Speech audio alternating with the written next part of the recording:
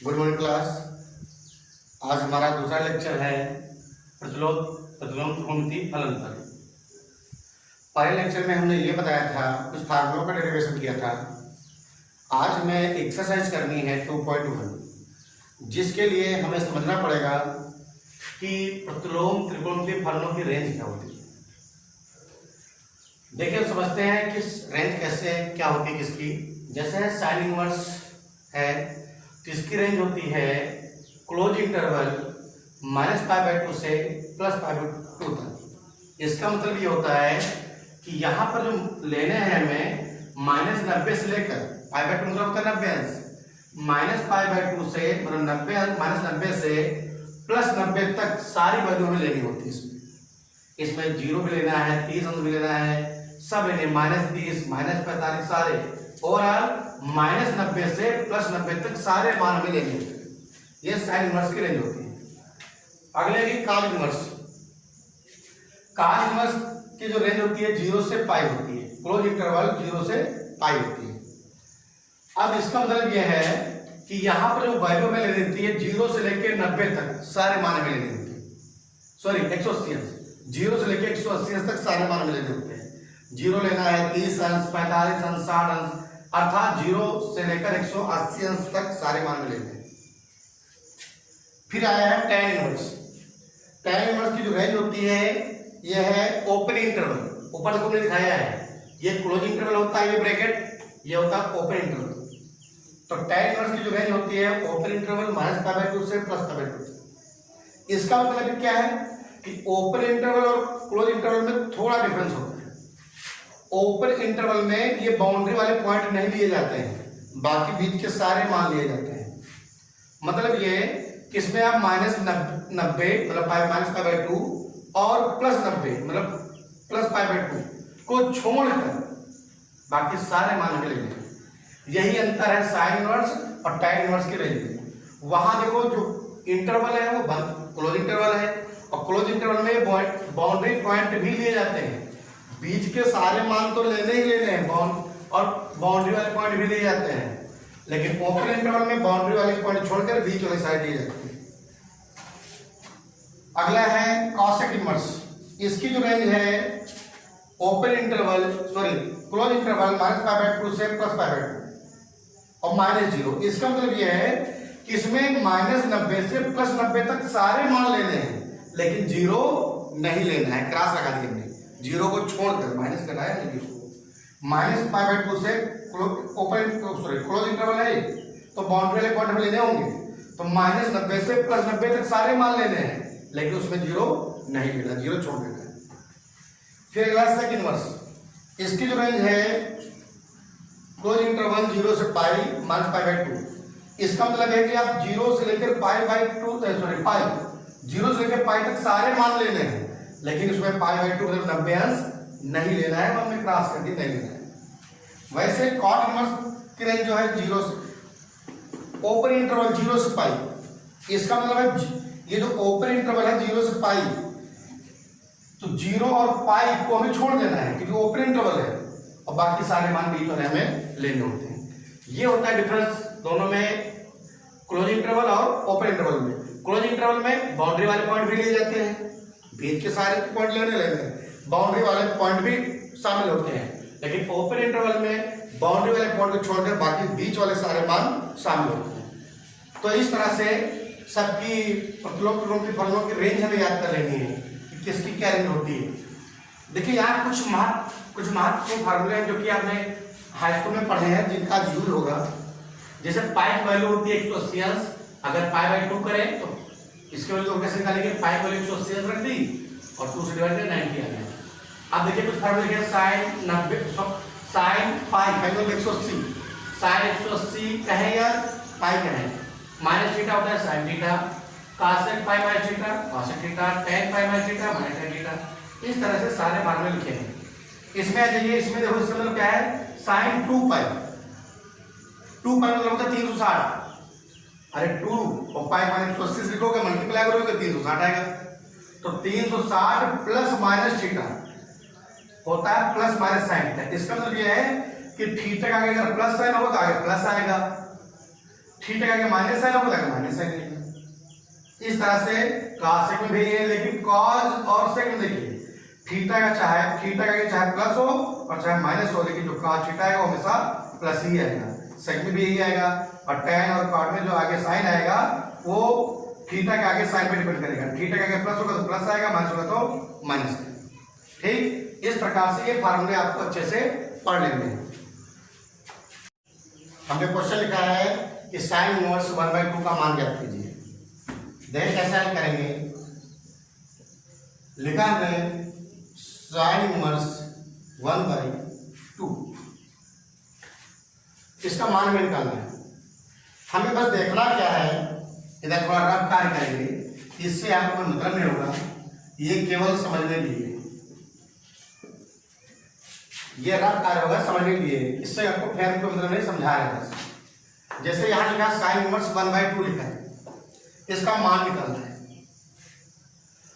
तो देखिए हम करते क्या है, हमें बस करना यह है कि जैसे यहां साइन इनवर्स लिखा है ना, तो देखना है साइन में ही ये किसका मान होता है। जैसे यहां साइन इनवर्स लिखा है तो देखना है कि अंदर जो मान लिखा है वो साइन में ही किसका मान होता है। अगर यहां काज इनवर्स होता है तो देखते जो अंदर मान लिखा है वो काज में किसका मान होता है। अंदर tan इनवर्स होता है, यहां पर बाहर tan इनवर्स होता है, तो देखते जो अंदर मान लिखा है वो tan में किसका होता है। इस तरह से हमें चेक करना होता है। जैसे यहां साइन इनवर्स है ना, तो अब यहां देखिए जो अंदर वैल्यू लिखी 1/2, साइन में किसकी वैल्यू होती है, तो आप कहेंगे सर जी साइन 30 की वैल्यू होती है 1/2। साइन किस वैल्यू 1/2 होती है। ठीक, अच्छा यहां जो एंगल हमारा है 30 अंश है। अभी जो 30 अंश है इसको पाई में बदल के देखते हैं। अगर अंश को पाई में बदलना हो तो अंश वाले वैल्यू में पाई से गुणा कर दीजिए, 180 से भाग कर दीजिए, तो इसको डिवाइड कैंसिल करें, 6 आ जाएगा यहां पाई/6। तो यहां जो एंगल की वैल्यू आई पाई/6 है, तो जरा देखो ये साइन की रेंज में है कि नहीं। पाई/6 ये जो वैल्यू आई है 30 अंश आई है, अब 30 अंश को हमने पाई में चेंज किया है। कैसे, एंगल को अगर मैं रेडियन डिग्री को अगर मैं रेडियन में चेंज करना हो तो क्या करते हैं, उस जो एंगल की वैल्यू अंश में है उसको क्या करें, पाई से गुणा कर दे, 180 भाग कर दे, तो ये ऑटोमेटिक हमारा पाई में कन्वर्ट हो जाएगा। अभी जो आया पाई आया पाई/6 आया, मतलब 30 अंश आया। देखो ये साइन इनवर्स के रेंज में भी आता है कि नहीं। तो हमने भी पढ़ा था कि जो साइन इनवर्स की रेंज होती है वो -π/2 से +π/2 होती है, अर्थात 0, 30 अंश, 60 अंश, इस तरह -90 इधर -30 अंश, -60 अंश, -90 इस तरह से। हमारा जो यहाँ पर एंगल आया है π/6 आया है, तो देखो ये जो एंगल आया π/6, देखो इसी रेंज में है कि नहीं, साइन इनवर्स की रेंज में है कि नहीं। तो देखा यार π/6 है, मतलब 60 अंश है, सॉरी 30 अंश है, तो ये देखो इसी रेंज में है -π/2, क्योंकि जो साइन की रेंज होती है -π/2 से +π/2 होती है। हमारा जो एंगल आया π/6 आया, तो ये जो एंगल आया है इसको चेक करना होता है कि इसी इनवर्स की रेंज में है कि नहीं। तो साइन इनवर्स की रेंज होती है -π/2 से +π/2, तो ये इसी की रेंज में है। ये देखिए -π/2 दोनों के बीच में नहीं है, तो मतलब एंगल जो हमने लिया सही लिया है। तो इसको हम लिख सकते हैं साइन इनवर्स, इसको लिख सकते हैं वैल्यू है साइन 30 अंश।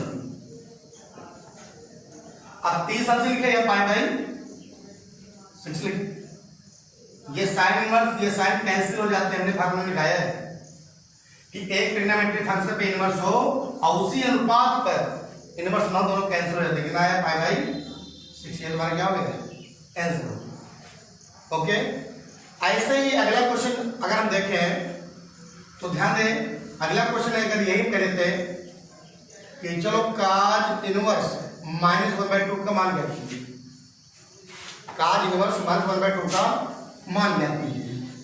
तो देखिए सॉल्यूशन क्या होगा इसका। लिखा है cos इनवर्स -1/2, इधर रफ कार्य हमारा चलेगा। हमें देखना क्या है, बस रफ कार्य देखिए क्या देखना होता है कि ये cos इनवर्स है ना, तो बस देखिए जो अंदर वैल्यू लिखी है वो काज में ही किसकी है, बात काज इनवर्स है, तो अंदर बस ये देखिए कि जो अंदर वैल्यू लिखी है वो काज में ही किसकी है। तो अब आप परेशान हो गए कि सर जी ये काज इनवर्स है, ये काज इनवर्स है, तो काज में ये मान किसी का नहीं होता है क्योंकि यहाँ माइनस लगा है। अच्छा अगर माइनस ना हो तो आप बता देते कि सर अगर हम आपसे पूछें कि जैसे काज इनवर्स है तो अंदर जो लिखा है काज में किसका मान है, तो आप कहते हैं सर cos 60 का मान है। लेकिन यहां माइनस होने के कारण आपको दिक्कत हो रही है, तो इस दिक्कत को कैसे दूर करते हैं कि अगर एंगल कभी माइनस आ जाए, एंगल जो इनवर्स के अंदर जो वैल्यू लिखी है अगर वो माइनस आ जाए, वहां आपसे पूछे कि वो ये काज इनवर्स है तो काज में किसका मान -1/2 होता है, तो आपको दिक्कत हो रही है। कुछ ना करिए, देखिए अब हम कैसे करेंगे, बस आप माइनस भूल जाइए, माइनस मत रखिए, माइनस है ही नहीं, मान लीजिए माइनस है ही नहीं आपके पास, माइनस भूल जाओ, माइनस है ही नहीं, भूल गए। अब बताओ यहाँ काज इनवर्स है, काज में किसकी वैल्यू 1/2 होती है, तो आप कहेंगे सर जी cos 60 की सर वैल्यू होती है 1/2। तो यहां से जो हमारा एंगल आ गया वो 60 आ गया। इसको अगर हम पाई में कन्वर्ट करें तो कैसे कि 180 से गुणा कर देंगे, 60 सॉरी पाई से गुणा कर देंगे, 180 से भाग कर देंगे, तो यहाँ कट के आएगा π/3। कितना एंगल है, लेकिन अभी बात अधूरी पड़ी है किसकी, अभी चिन्ह की, क्योंकि चिन्ह तो हमने छिपा लिया था, हमने केवल अपना काम निकालने के लिए। अब बात करेंगे जो यहाँ पर मान था माइनस था, ये माइनस कहाँ से आया, तो देखो भैया पहले बार तो हमने एंगल निकाल लिया π/6, माना कि ये भूल जाइए कि माइनस है भी नहीं, भूल गए माइनस नहीं है, हम प्लस मान के ही करेंगे। माना 1/2 लिखा है तो माइनस है, माइनस भूल गए 1/2 है, काज में किसकी वैल्यू, तो अपने cos 60 की है, तो यहाँ से मेरा एंगल मिल गया। अब हमें माइनस देखना है काज में कहाँ कहाँ हमको माइनस मिलता है, काज कहाँ पर माइनस होता है। आपने देखा होगा ये फार्मूला कि cos π - थीटा होता है -cos थीटा, यहाँ काज की वैल्यू माइनस होती है। चलिए रखते हैं यहाँ पर थीटा को रखूं, तो cos थीटा की वैल्यू π - थीटा की वैल्यू π/3, इसको सॉल्व करिए, एलसीएम लीजिए, 3 पाई में पाई गया, कितना आया 2π/3, इतनी वैल्यू आई। लेकिन ये देखिए cos इनवर्स है तो cos इनवर्स की रेंज में भी है कि नहीं, तो चेक कर लीजिए, 2 और पाई की वैल्यू 180/3 डिवाइड किया 60 मल्टीप्लाई 120 आ गया। और काज की जो रेंज होती है काज इनवर्स की वो होती है 0 से पाई, मतलब 0 से 180, तो उसी रेंज में नहीं है, मतलब हमारा एंगल करेक्ट है। तो इसको हम लिख सकते हैं cos इनवर्स ब्रैकेट में ये जो वैल्यू है ये किसकी है, cos 2π/3 की लास्ट लाइन है, इसकी वैल्यू है cos 2π/3 की वैल्यू, दोनों क्या हो गए कैंसिल हो गए, 2π/3 जाता है, इस बार क्या हो गया कैंसिल हो सकते हैं। तो बताइए कि आपको निकालना होता, चलो यही क्वेश्चन है, निकालना था sin इनवर्स -1/2 पर निकालनी होती, कह रहा है कि sin इनवर्स -1/2 का मान ज्ञात कीजिए। चलिए देखते हैं कैसे करते हैं हल। sin इनवर्स -1/2 इसकी वैल्यू निकाल लिया ना, तो बस आपका सीधा एक ही तरीका है कि जैसे यहाँ sin इनवर्स है तो अंदर देखो sin में किसका मान होता है -1/2, तो आपको दिक्कत हो रही है, क्यों, माइनस की वजह से, तो माइनस आप बोल रहे है भी नहीं, चलो माइनस है ही नहीं। अब बताइए जैसे sin इनवर्स है, अब बताओ sin में किसकी वैल्यू 1/2 होती है, तो आप कहेंगे सर जी sin 30 वैल्यू होती है 1/2 होती है। अब ये एंगल मिल गया, इसको आप क्या करें पाई में चेंज कर लें, क्योंकि आंसर हमें पाई में ही देना है, इसलिए पाई से गुणा करेंगे, 180 से भाग करेंगे, आएगा π/6, ये आ गया। ये तो तब होता जब ये माइनस नहीं होता, लेकिन यहाँ माइनस भी तो है, इसको भी ध्यान देंगे। तो अब बात करते हैं साइन की, पहले वैल्यू निकालेंगे, परिमाण निकालेंगे, मान निकाल लेंगे एंगल का, अब साइन की बात करेंगे। तो माइनस आए, तो देखते हैं भाई साइन कहाँ कहाँ पर माइनस होता है, तो साइन माइनस होता है कहाँ पर, चेक करते हैं रफ्तार में कि साइन 180 प्लस थीटा पर साइन माइनस होता है, होता माइनस, देखिए चलो थीटा वैल्यू लिख देते हैं, साइन पाई लिख सकते हैं 180 को या पाई को, sine pi plus theta pi by 6, इसको सॉल्व करते हैं 7 पाई बाई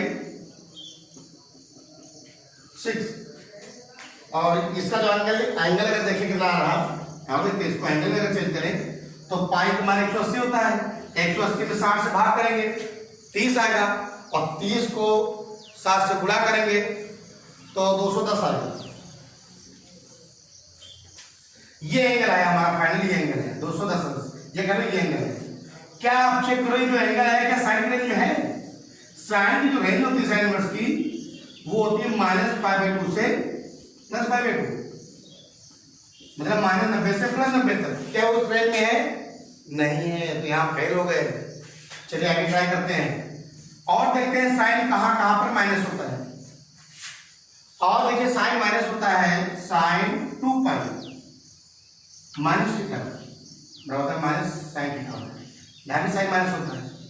चलिए एंगल वैल्यू लिखते हैं, थीटा की वैल्यू देखो, थीटा माना ये थीटा होता है, ये जो एंगल आता है थीटा वैल्यू लिखते हैं तो साइन 2π माइनस π/6, इसको सॉल्व कर लेते हैं तो 12 6 12 12 में 11 साइन 11π/6, इसको हम चेक करें एंगल में चेक कर ले तो 5 मान 180, 180 में 6 से डिवाइड करेंगे 30 आएगा, 30 को 11 से मल्टीप्लाई करेंगे 333 आएगा।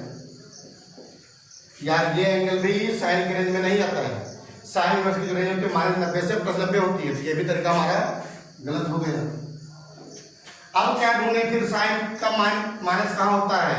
तो एक फार्मूला और आपने पढ़ा होगा कि साइन माइनस थीटा होता है माइनस साइन होता है। इसको हम लोग लिख क्या सकते हैं, देखिए ध्यान से, इसको हम लोग लिख सकते हैं तो यहां साइन और माइनस थीटा क्या है हमारा, थीटा ही देखो पाई भाई, ये हमारा और देखो रेंज में भी है साइन माइनस थीटा बराबर माइनस साइन थीटा होता है, यहाँ पे साइन माइनस होता है।